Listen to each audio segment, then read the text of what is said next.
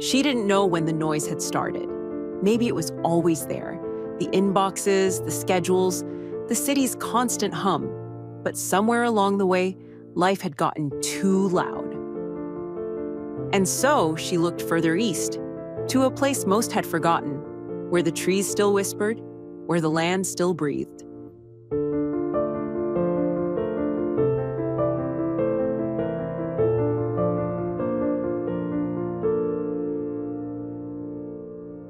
She didn't need perfect. She needed peace. And she found it.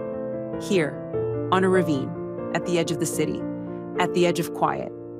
A solid bungalow, simple and ready, with 3 sunlit bedrooms and space to breathe again.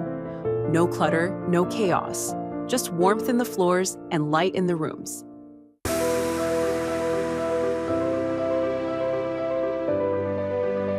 But homes like this hold more than what's on paper.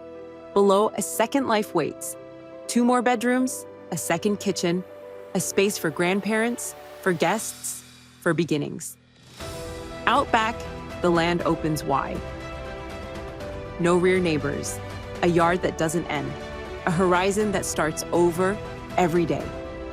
And tucked behind it all, a room no one expects, a secret space waiting for a dream, a studio, a spa, a sanctuary. Because sometimes the most powerful places are the ones that hide quietly until you're ready.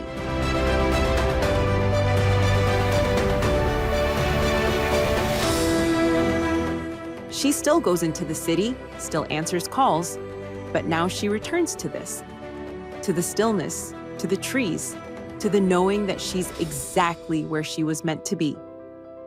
This is more than a house.